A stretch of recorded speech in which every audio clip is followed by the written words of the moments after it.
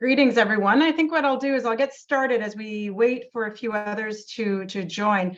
My name is Jeanette Menzies, and I'm Canada's ambassador to Iceland, and it gives me a great pleasure to be with all of you today and to see some familiar faces and to welcome you back to our webinar series. We began this webinar series last year in 2022 to mark 75 years of diplomatic relations between Canada and Iceland. And we've used this platform as a means of raising and discussing issues of the day. And for many of you, you've attended some of our webinars in the past, and they have ranged everything from Indigenous knowledge in the Arctic to gender equality, issues around literature in the North, and discussions with Canadian and Icelandic authors. We have decided to start this webinar partly as one of the activities from a memorandum or an agreement between Polar Knowledge Canada and the Icelandic Arctic Cooperation Network. And often we seek input from participants on topics. So you will get I think a form to fill out after where you can provide some advice on future topics.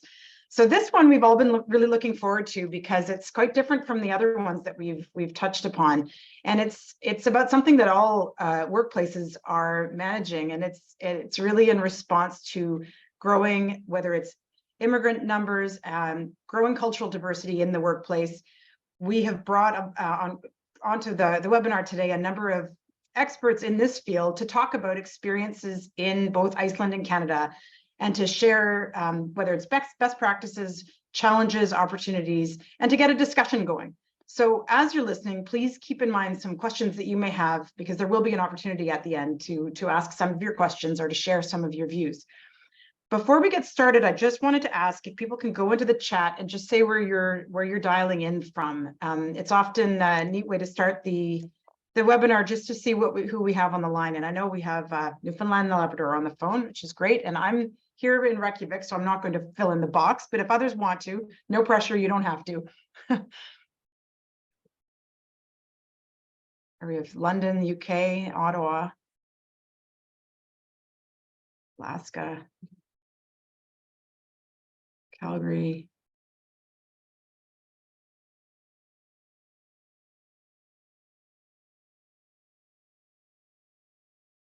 Excellent. So that's anyway, others can add in the chat while we're in the call. So I won't speak much longer, but I wanted to simply thank you for your interest in these webinars. And if you find that there's an issue or a topic that you'd like us to discuss, please share it with myself or my colleague Línar Gudjónsson, the Icelandic ambassador to Canada. So I'm going to simply go over names of our speakers and where they work, and then I'll let them add a bit more if they'd like to before they speak. So first of all, our moderator is Devlin Fernandez, and Devlin and I have worked together over a number of years. She's the executive director at Gwich'in Council based in Yellowknife, and it's great to have you with us, Devlin, and I know you are very talented at moderating, so looking forward to having you part of this panel. And then we have Achola Otieno, who is a policy analyst with over a decade of experience working in human rights, both in Iceland and internationally. Achola, thank you so much for being with us today. Next on our list is Ellenborg Kolbeinsdottir, who is an advisor for the coordination of reception of refugees for the city of Reykjavik. And as I read her bio, I realize I need to go and visit Ellenborg Kolbeinsdottir, because it's always really important to nations to understand how countries receive refugees and to share best practices in that field. And finally, I'd like to thank and welcome Ambe Chenuma, and I'm sorry, Ambe, I'm already mispronouncing your name. He's a community organizer and advocate. He's the founder and president of the Black Advocacy Coalition, and I believe he's based in Yellowknife, Canada. So I will now pass the microphone to Achola to say a few remarks. We'll have our speakers speak first, and then Devlin will moderate a conversation. And again, please keep some questions and comments ready or put them in the chat. Over to you, Achola. All right, can you hear me? Hello? Yeah, okay. Thank you very much, Jeanette, and thank you everyone for joining us today. My name is Achola. I go by the pronouns she, her, and I'm the founder of Inclusive Iceland, consultancy practice that works to build racial and gender equity. When discussing diversity, equity, and inclusion, I find it crucial to observe diversity aspects. Next slide, please. Using an intersectional lens, because immigrants are not monoliths. Intersectionality questions power systems that we as a society operate within, and providing an understanding of the complexity and prejudices and privileges individual groups encounter. So I drew up this kind of like a paradigm when I worked as a specialist for issues of immigrants for two reasons. First is when my son was studying school, I was very curious to hear what parents look for when they're applying for school. And the overriding answers were like proximity, because in Iceland, it's very convenient when a child is in the same neighborhood as you. And some of the parents had a child with neurodivergent issues, and they said, oh, it's very inclusive for my child. And so in my area, I have 4 schools, and I went to all the 4 schools, and I had many questions, including like how they handle race and racism. And in all these 4 schools, I got a very similar answer. They said that they don't have it here. And I was very curious, what don't you have, the policy or the racism? And they were like, oh, we don't have such. And I thought that was very interesting, because, and so fast forward, when I started working as a specialist, then the policy and the action plans didn't have action plans for BIPOC community. And so as a specialist working for immigrants issues were just immigrants issues. And I noticed that just if you're an immigrant with intersectional identities, then you are further marginalized. And sometimes we don't have that language or vocabulary to see it or even to analyze it. And so intersectionality is both a confrontation with power and a practice of care. And the recent legislation introduced by Prime Minister calls for us to evaluate the conditions and situations of immigrants, because immigrants in Iceland are already a very diverse group. And I just wanted to go over a few assumptions assumptions that might occur when working, hiring, or the process of diversity. The next slide, please. The first is like most people advocate for diversity, assuming that making an organization more racially or ethnically diverse would automatically make it more equitable or anti-racist. Having a diversity is good, but we need to evaluate the structures that we are including people into. I think that we cannot just concentrate on hiring and retention. True inclusivity should strive to foster belonging. This means that we should not expect the minoritized groups to do the diversity work. Next point, please. Second, I like the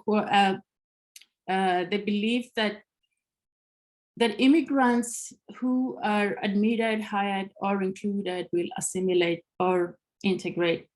And I like the quote, we do not integrate, we recreate. And I think this is such a task for the leaders in the company, because usually when you hire people into a company, you already have a set culture, but diverse groups are also coming with very diverse qualifications. They're bringing in so much talent, and a good leader should be able to create incentives and conditions that people can thrive and actually show these skills. And the third point is that concentrating on individualized bias or privilege without addressing institutional discriminations. And I see this a lot, like now that we have diversity, equity, and inclusion as a discipline, there is a need for us to sort of associate with each other that we all have privilege or we all have biases, which is true. We do all have privileges and biases. However, it's also very, very important to work towards eliminate systemic discriminations. And my last assumption here, next point, please. Capitalizing on diverse and inclusive resource materials without having a holistic view of the lived experience of minoritized groups. And I see this now as a PR trend. I think diverse materials is something that I really craved for when I came here, because especially after having kids and just going through the stores, I wanted that diversity and just diverse books. But then, especially after the George Floyd murder, I noticed like there's a trend for people to read as much, share as much as they read. But then again, it's a question of whether we are changing our behavior and whether we are trying to have this also in the system. And most times you can differentiate whether it's just a publicity or it's actually rooted in the system and trying to actually analyze how to change the whole structure as a whole. And so it's really important to foster a culture that is rooted in the system. And next slide, please.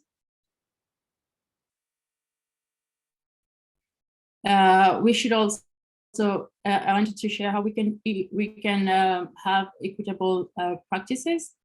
And that's by fostering a culture that is rooted in the system through practices, policies, procedures, and traditions. And in policy work, we always start with analyzing the problem, so we can focus on the conditions that create and sustain racial and class disparities. And relating to immigrants, it's also creating a budget for minoritized groups and recognizing that work done by immigrants and BIPOC, Black, Indigenous, and people of color is labor. And immigrants do tend to do a lot of work that is unrecognized as professional work. And the only way that we can establish that their work is recognized, formal, and appreciated and is seen in the system is by creating a budget that allows them to mobilize and show this diverse work in the system.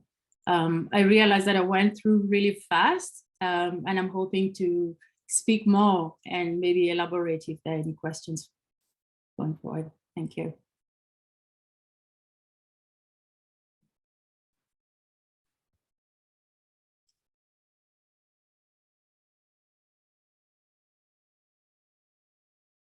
Thank you so much, Achola. I'll now turn to Elinborg Kolbeinsdottir. Takk fyrir. Thank you. Thank you for having me. So I will be speaking about Her Voice, an organization that I am the co-founder of. If we could go to the slide before this one, yeah, or next slide, thanks. So myself and Sanel Björk, we founded Her Voice in 2018. We felt at that time that the experiences of women of foreign origin weren't commonly known and commonly talked about, and that they lacked really visibility in the society. So yeah, next slide, thank you. So we made it our vision or mission to raise awareness of the experiences of women of foreign origin in Iceland, their successes and challenges, to enable a greater understanding and acceptance within Icelandic society. And we do so by creating platforms for the voices of women of foreign origin. And it's very important that in these platforms, we focus on the voices of women of foreign origin, but invite all members of society to join the discussion and reach out to those in positions of power. And it was a good point that Atsjola made, that, you know, for a long time, immigrant issues have been solely for immigrants to solve, kind of, and to fight for changes. So that's why it's important we create the platform and invite people who are responsible for actually making changes through systems and laws and etc. So the next slide, please. The organization has grown since its foundation. We have about 100 members which support our projects. And last winter, we elected our official board members. And we participate in different projects, such as panel events, conferences, and we are also now publishing a book this year called Her Voices, Stories of Women of Foreign Origin in Iceland. And Atsjola will share her story in that book as well. Yes, so all of the goals of these projects are basically awareness raising in Icelandic society on the experiences and what needs to be done better, basically. Next slide. Because we're focusing on the labor market, there are some topics that we have both seen in all the discussion we've had and the panel events and conferences, as well as research that really support these findings. And I want to mention like a few points. So research show that the position is more vulnerable of women of foreign origin compared to native-born women in Iceland, because they face double jeopardy due to gender and also race and or ethnicity. And majority of women of foreign origin are working in non-specialized jobs, in service, care, and sales jobs. And it's about 80%, which is a really high percentage. And it does not mean that they are less educated than Icelandic women, because women of foreign origin that do have university degrees are even more likely than Icelandic women to work in these jobs.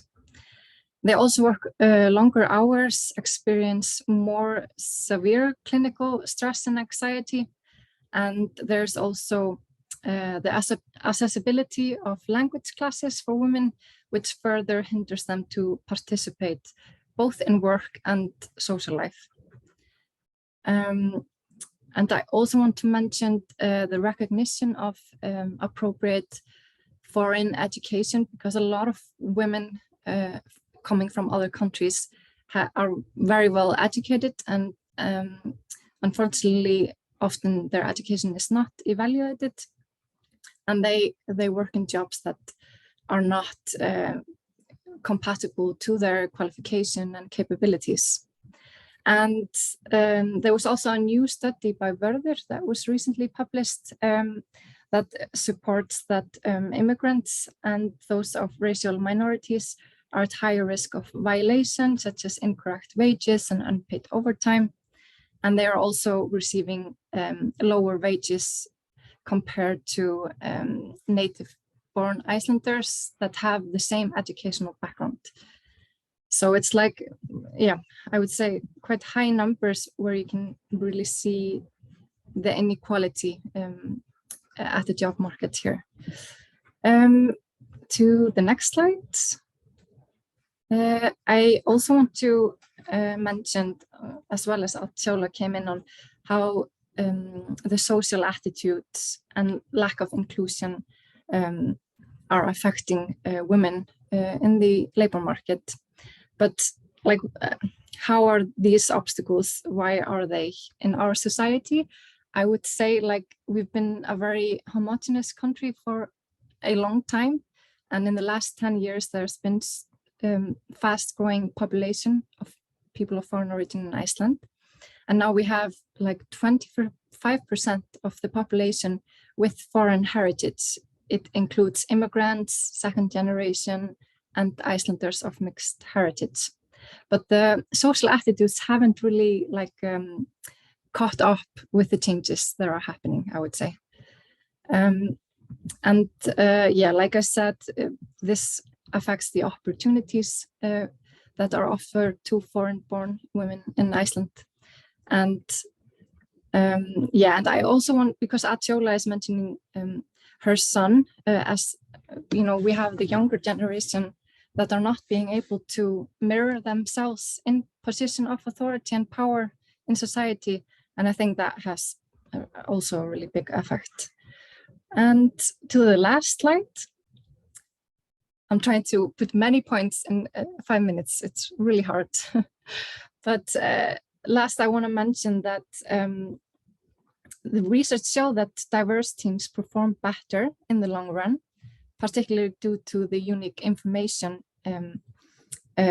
people of foreign origin bring in the country. So I think we do need to make the job market more accessible to women of foreign origin in Iceland and find different ways to do so, such as, for example, offer kind of bridges for like education and experience being evaluated, offer language classes at companies' working hours. There are some companies starting to do this, but we need more initiative, I think. And of course, be more inclusive and cultural sensitive, and yeah, working towards changing social attitudes basically in the society. And that is basically what we are trying to do with this organization, is to bring awareness to the experiences of women of foreign origin. And that is a way to change social attitudes, I would think. Yes, and just my last point, I think Icelandic society needs to realize the resources that women bring with their unique information and knowledge, and because it will benefit the whole society. And I want to bring back the point that Atiola made, that the issues of immigrants are not only their issues. We need to all in the society to be on the same page when it comes to this. So yes, I hope I could get as much in as I could. Thank you.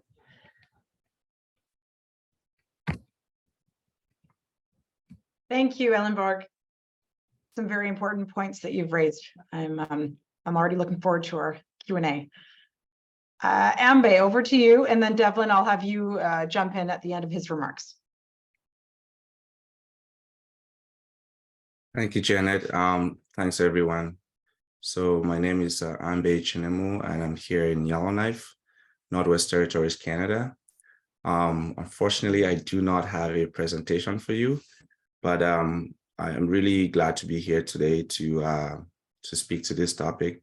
I think this is something that needs a lot of work. I think, and I know I've seen from the presentation the great work that Atiola and Ellenborg are doing. I think that's awesome. I'm also the president of the Black Coalition here in Yellowknife, and what our mission is, or where we were born from, was after George Floyd, like Atiola mentioned.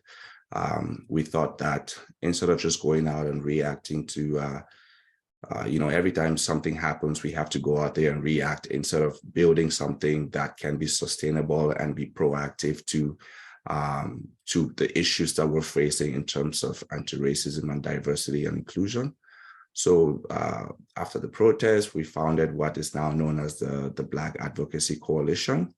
And really our mission is just to, same thing as a lot of different organizations that do work in this area, is to empower the Black community, to build equity, amplify the voices of members of that community, to make sure that we're having equal and equitable opportunities. I'm originally from Cameroon, and I moved to Canada in 2012. So I've lived here for, I think, just about 10 years now, or a little bit over. And, coming from a different country and moving here to Canada, I faced my own challenges. I'm sure a lot of different immigrants have their own stories of when they moved to a different country, and how that process was for them. I have to say, though, that I feel really lucky to have moved to Canada. I think that Canada has really shown a lot of leadership in inclusivity. This society is very open to, in many ways, to folks like myself from other countries. This land is shared with Indigenous peoples, and in Yellowknife, we are also on the unceded territory of the Yellowknife's Dene First Nations. So I would say that we live in a melting pot of different backgrounds and different races and ethnicities. And it's, being a minority, I think it's great to live in a society that, you have that visible every day as you step out the door. But that doesn't come without its own challenges, right? So, you look at just the disparity gap in the income, like pay gaps. You look at the economic opportunity for folks in minority communities, they're not there. Here in the Northwest Territories, I think that is even a more difficult task because, we live very further north of Canada, and our society here is really still trying to open up to some of these ideals and dismantling the colonial structures. So there's a lot of work that needs to be done, and not just for, Black people, but also for all minorities, especially Indigenous peoples. Our territory here is a majority Indigenous, and so it's always very, doing this kind of work here is always very sensitive, because you need to sort of strike a balance between the challenges that we face as the Black community, and also be very respectful and recognize that Indigenous peoples have been here on this land for such a long time and have faced their own challenges. And so I think the term BIPOC, when I first heard that term, I was really, I said, what is this? Because I've always been very curious about the word people of color, and I've never been very comfortable using that word because I'm not sure exactly what that means. So I always looked for something that made more sense to me. I would often refer to it as racialized peoples and things like that. But then I heard the word BIPOC, and I thought, that seems like progress. So maybe a middle ground for a word that is, I'm not quite sure, but maybe temporarily acceptable to use. So far, in terms of the work that we've done with the Black Coalition, like I said, we started in 2020. Really, what we're doing is just start small, empower the community in terms of economic opportunity. Because when we speak of racism, I've spoken to a lot of people about, anti-Black racism, how minorities are, discriminated upon in the workplace in so many areas. But the biggest thing for me is really the economic, systemic, racism that happens. A lot of people do not see that because it's not very apparent. It's not, it's not very visible. Oftentimes when people talk about, diversity and inclusivity, like you rightly mentioned, Achola, is, if you hire more Black people, or if you hire more minorities, then that makes a big difference in the workplace. No, it doesn't. Maybe if you provide standard training, like everybody has to take this training so that they learn a little bit about the minority community or about the Black community, then that's going to make a big difference. In my experience, it doesn't. I've taken some of that training at work. I've had friends and colleagues that have done the same. And I can tell you that they act like it makes a difference, but they would tell you, in the back that no, it doesn't. And even in their actions, you see that they're not bought in, they're not sold on this concept. So I think that there has to be a different way, a better way of doing things like that. But I would emphasize for me personally is I think a lot of the challenges that we face as a minority community is because we do not have access to equal and equitable economic opportunity, so that we're not able to sit at the table at that level to have that leverage to make decisions that can be beneficial for members of our community and also strike a balance within society. If you look at even in government, in politics, in policy, there's a lot of gaps, that representation is not there. So the work that we're doing within our organization from the grassroots is really to encourage more folks that look like myself, that look like you, to be a little bit more engaged, to question those challenges, to educate and create awareness within, start from your workplace, and then move out to your communities, to your social gatherings.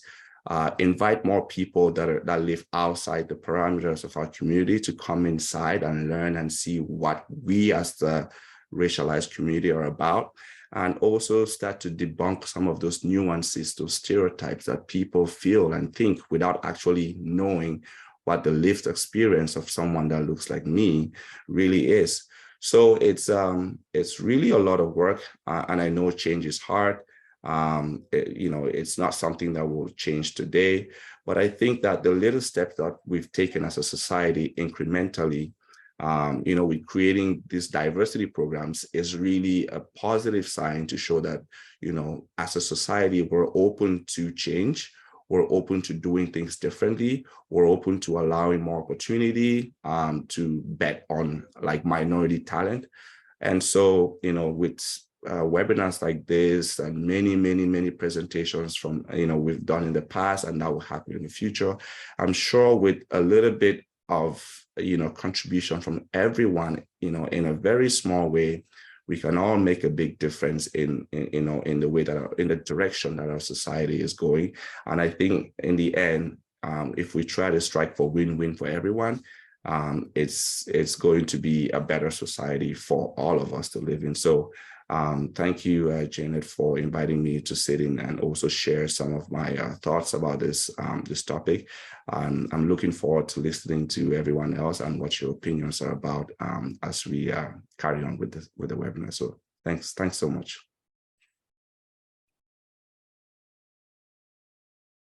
Thank you, everyone. Ambe, Ellenborg, and Achola. It's been, and Jeanette, or Ambassador Menzies. I really appreciate the opportunity to participate in this. I serve the Gwich'in Nation based out of Yellowknife, Northwest Territories, Canada, and hearing some of the experiences, the reflections, the insights, make me think about what I have seen in workplaces, what I've seen in societies, volunteer boards, etc., and some really powerful insights shared. I am monitoring the chat, and so we are going to give the audience members a chance to ask some questions. So if anyone has questions, please feel free to put them in there. But before we jump into that, I'd also like to give Achola and Ellenborg a chance to respond to the other comments, both that Ambe brought up and that you've heard throughout. So we'll just circle back through the panel one more time, because I think sometimes when other panels start, you think, oh, I wish I had said that, or that really struck me about what someone else said. And we do have 20 minutes for discussion and questions. And so Achola, I will pass it off to you first, and we'll circle back through.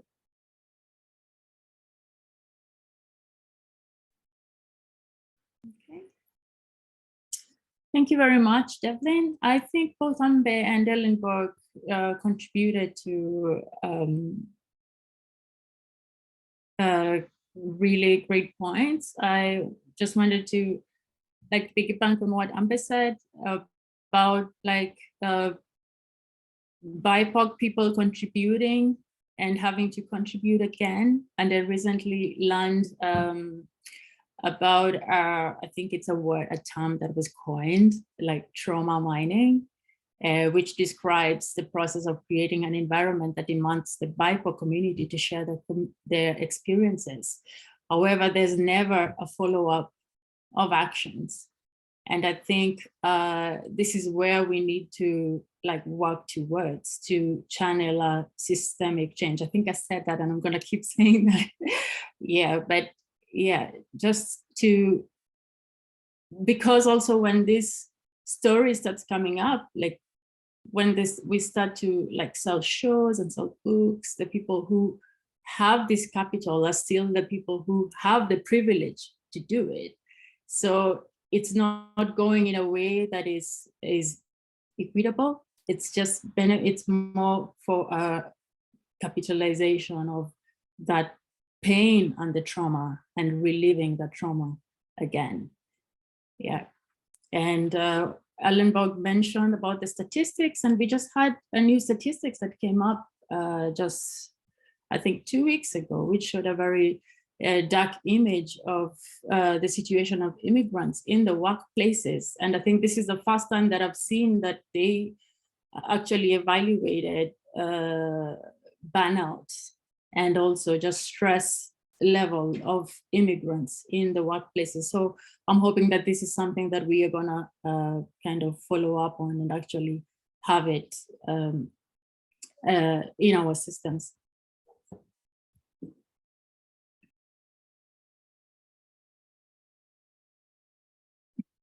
Thanks so much, Achola. And what also struck me between some of your comments and insights and Ambe's is the need for equity and the need for systemic, not just individual changes. And Ellenborg spoke to this as well, that you may have, or there may be some individual experiences and individual connections and maybe even just maybe a policy, but unless those policies and unless those actions are at the systemic or institutional level, people are still struggling within those systems.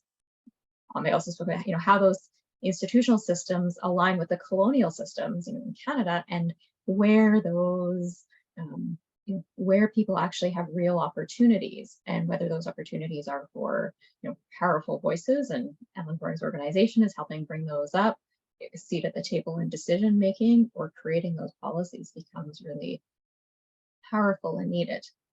Ellenborg, I want to give you the opportunity as well if you had any other questions or insights after listening to the panel.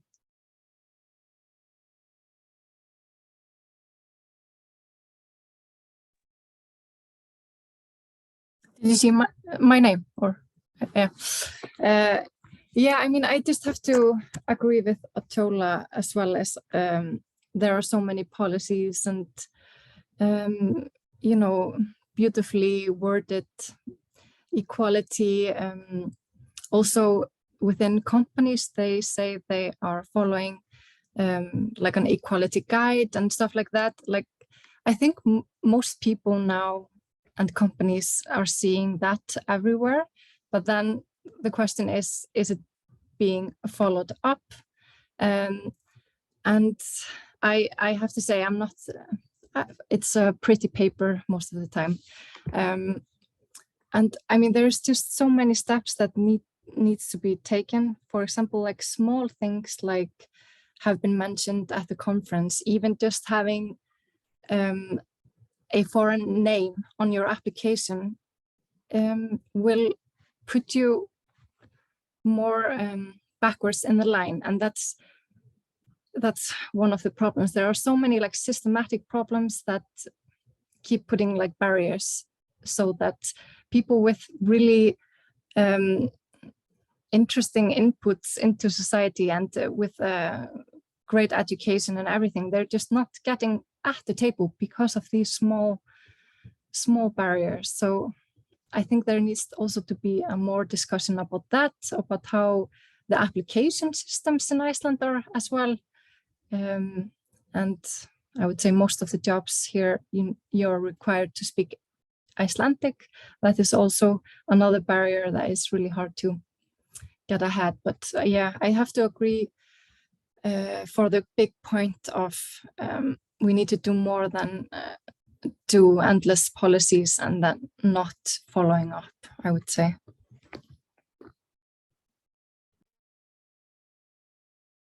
Thanks, Ellenborg. Ambe, did you want a chance to respond as well? Yeah, I mean, again, lots of good points, but I think policy is definitely needed. Also saying this because I'm a policy nerd, but I think policy is a good place to start. because if we don't have these policies, then it's hard to point anyone to say, look, there's a policy you have to implement, but you're not doing that, right? So, in creating these policies is where my sticking point is, that we need policies to be reflective of the society and the communities, right? And most often than not, these policies are, like you said, for show. So we create these policies and they're just there to say, look, we have a policy, we check the box, great. But, you know, the people that are creating these policies are not the people that the policies are being created for, you know? So, and this is how, you know, institutional and systemic barriers continue to grow, because if we're not working to serve a population that reflects the laws that we're legislating or we're, you know, creating, then it's hard for people to feel the impact in a positive way when it comes to implementation. I speak a lot about, you know, how minorities need to get involved, minorities need to be proactive, but I also recognize that, you know, I moved to Canada in 2012. It's taking me about 10 years to get my citizenship. So the systemic barriers in itself do not allow you to be able to exercise, you know, the kinds of rights that you like to exercise. And I get that anytime you move to a new society, you know, it takes time to integrate. It takes time to, I guess, soak in the values of that society, to understand where that society is coming from. But it shouldn't take 10 years, you know, it shouldn't take 10 years to do anything, right? So that's where we have to sort of find a middle ground where, you know, even though we're accepting people into our society or into our communities, into our countries, how can we fast track and make these people become more comfortable? Because the sooner they become more comfortable, the better they can be more productive within that society. And I think that it's one thing to say we're bringing in, you know, hundreds of thousands of new immigrants to our communities, but, you know, they end up working minimum wage jobs. You know, they end up not being able to afford decent housing for their families. Right? They cannot afford the healthcare system. They cannot have their kids go to and get education that is of good quality. So there is a lot of things that, you know, even though people immigrate to somewhere, and we are so proud of having a society with a lot of immigrants, we still find that, you know, they're still at the very bottom of the totem pole. And so because they're there, it's very challenging for that society to grow. And Canada is facing a lot of this challenge right now, right? So you talked about people applying to jobs and, you know, seeing a name on a resume and you can get a job. I've sat on a panel where someone applied for a job and they were the best qualified candidate. And I'm not sure how they didn't get hired because they scored the best. So you know, you could make assumptions, and I thought, well, when I was at this panel, this candidate was the best candidate, and then as soon as the panel was dissolved, everyone went home, somebody else was hired. So I had to file an inquiry. I had to find out why this individual wasn't hired, and because of that, I had to leave that employment because I don't think that it reflects, you know, the kind of I guess the kinds of values that I carry and that I want to be reflected upon. So there's a lot of challenges, and I say it's really systemic because people do not see it, right? As a candidate, you're applying for a position. You do not know the kinds of decisions that are being made. You do not know who is reviewing your application. So there's a lot of things that we can work on within the system that will have massive, massive positive changes reflected within our communities. And I think that that's where the challenge is, because let's be fair, white people do not want to pass over power, right? Power is very, you know, people want to hold on to it. And so anytime that you're bringing in one more person, it feels like you're losing something for doing that. And I think that's where the mentality really has to change. Is if we need to grow as a society, then you need to be able to share. You need to be able to be vulnerable. Those are the only things, not the only things, but some of the recipes that you need to have a strong, powerful society, to have a strong, powerful economy. And until we get to that place, I think it will take us a little bit of time to achieve what we all write in our little policies. So thanks, Delvin. Thanks, all. Alan, I see you've turned your camera on. Did you have a question? You're welcome to just keep your camera. Okay, and there's a few comments in the chat. I'm going to jump in with my own question, and we'll circle through this. And then if anyone else again still continues to want it, we've heard both Canada and Iceland have broad policies that support multiculturalism, contribute to immigration, share diversity, but we also hear individual stories as well as broad statistics that while the policies might be in place to recognize diversity and support diversity, the practices, individual attitudes, and the system isn't yet built for welcoming diversity, welcoming belonging, and building inclusiveness. We've heard from the panelists that creating policies with the BIPOC community is important, as well as Achola spoke about the importance of good leadership in fostering that belonging. I'm wondering if each of you can reflect on whether you've seen good examples of diversity, fostering diversity in the workplace.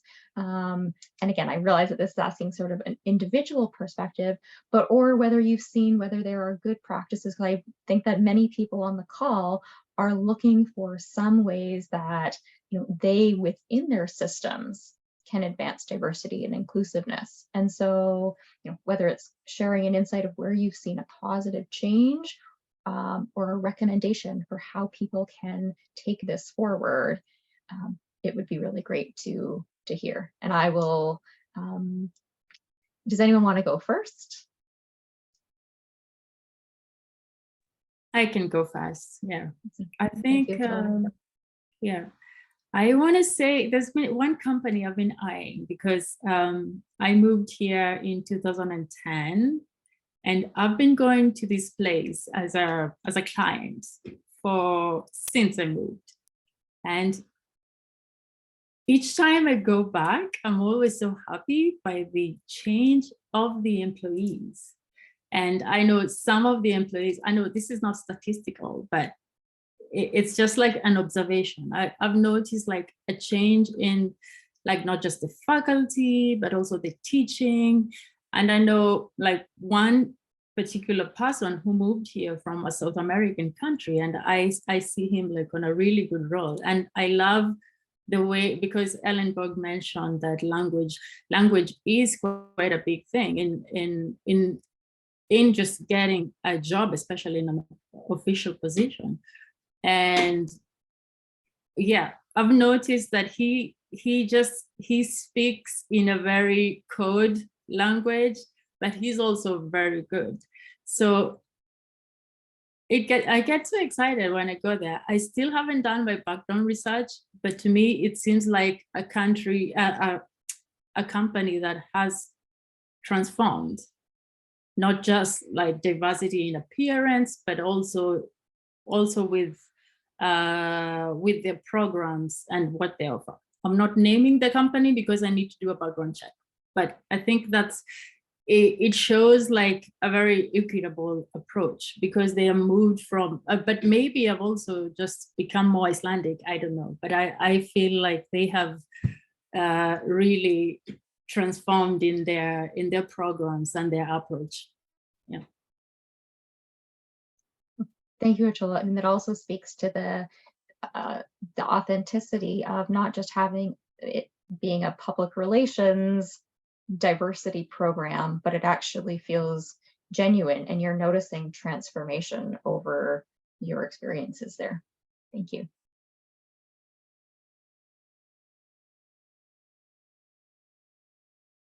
Ellenberg?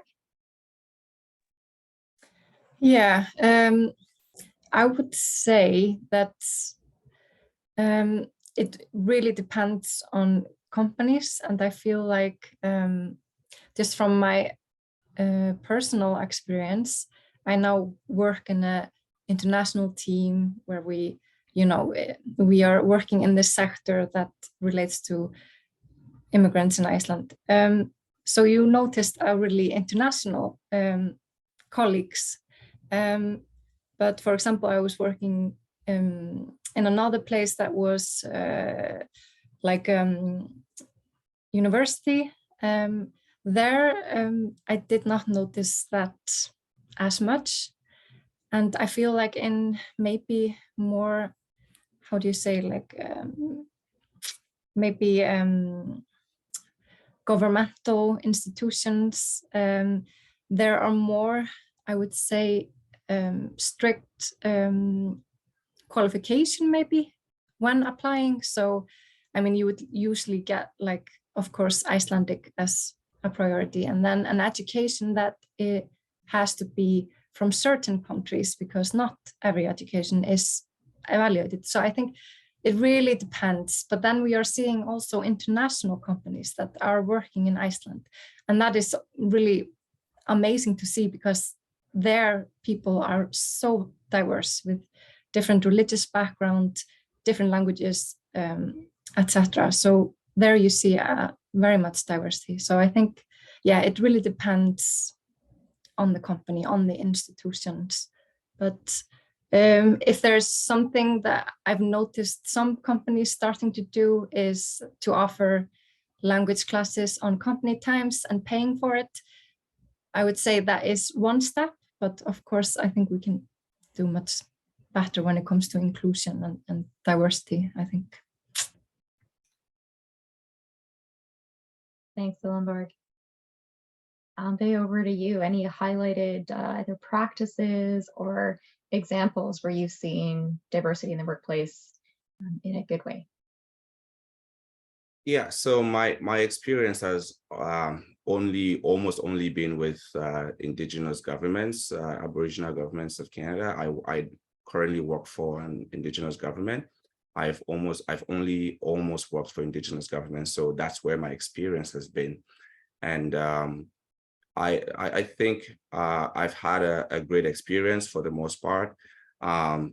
And to think that these are governments that are also struggling with their own colonial issues, and they're constantly battling to reclaim their, lands and self-govern themselves.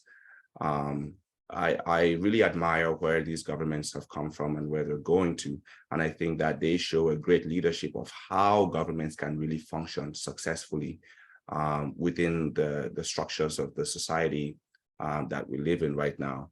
I think for me, one experience that I really think, because I talked about training, creating training courses and asking people to do them. I think that's great and people learn from that.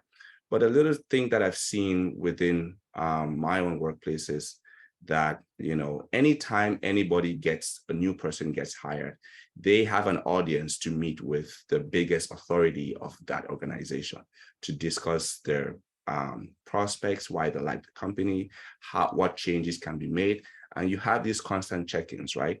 But also little things like, we live in a very Christian dominant society where we take 2 weeks off for Christmas break. Not everybody celebrates Christmas, right? So I've seen instances where when there's a holiday like Ramadan or other lunar holidays that are not the popular holidays in Canada, the workplace is able to allow that individual, if they like, to educate staff and the people that are within the organization about what that holiday is, why it's important, what is done. Those are little things that you can do in a way that is not feeling like you're pressuring people to get to do something, but it's open to anybody who's interested in learning about these things, to come closer, to know this individual, to know why some things are important to them and why this is done. They might get the day off. They choose to do anything they want to do on that holiday. So I think that, this is an approach that I like better, is, allowing people to ease into these kinds of things slowly, at a pace that they prefer. Sometimes people need to be nudged a little bit, but I think that's a really good leadership process that I would, if I had my own company, that I would like to implement, because then it doesn't only build value to the individual that's experiencing this, but also to the people that are around this individual to get the opportunity to learn a little bit more without having to ask those really, stereotypical questions, right? Like, oh, people are so afraid to feel very dumb and foolish and feel like they might be asking something that is offensive. I think creating that atmosphere allows people to be more comfortable to ask these questions, to learn about these things without feeling like they might offend somebody in doing that. So I think that's just one example that I've seen that I really like. And, different workplaces have different ways of doing things, but that is something that I would recommend if anyone was interested in doing that. Wonderful. Merci, Chawambe. I see that we are just about out of time. I was going to let everyone sort of do some final closing remarks, but I think that I'm passing it over to Ambassador Gunnarsson. There are some great comments in the chat and reflections on what has been shared. Really appreciate those, and really appreciate the panelists for sharing your stories, your insights, your recommendations, and examples. With that, I will pass it back to Ambassador Gunnarsson. Thank you, Delvin, and thank you everyone for a fantastic and actually very enlightening discussion this morning. As Ambassador Mencius mentioned, the webinar was a part of an ongoing collaboration between the Embassy of Canada in Reykjavik and the Embassy of Iceland here in Ottawa, in partnership with Poland Knowledge Canada and the Icelandic Arctic Cooperation Network, and others that have been with us today. I just wanted to mention we have most of our events recorded online, and I shared in the chat box in case you are interested in viewing past events, such as the webinar on gender data and decolonization in the Arctic, which was a fantastic discussion, as well My Nature on the North from a different angle, Icelandic Canadian literature, and events such as the Indigenous Knowledge on Western Science, which was a conversation with Smart Eyes. And was actually as well a fantastic topic. This is our last event this spring, and we will pick this back up in September when we are doing an event on a totally different topic on destination management for people in the tourism, and which is has to do with our access to our nature, etc. here in Canada and in Iceland. But in the end, I would like to thank the panelists for a great discussion, and our moderator, Devlin Fernandez, for moderating the panel. And take care and have a great week.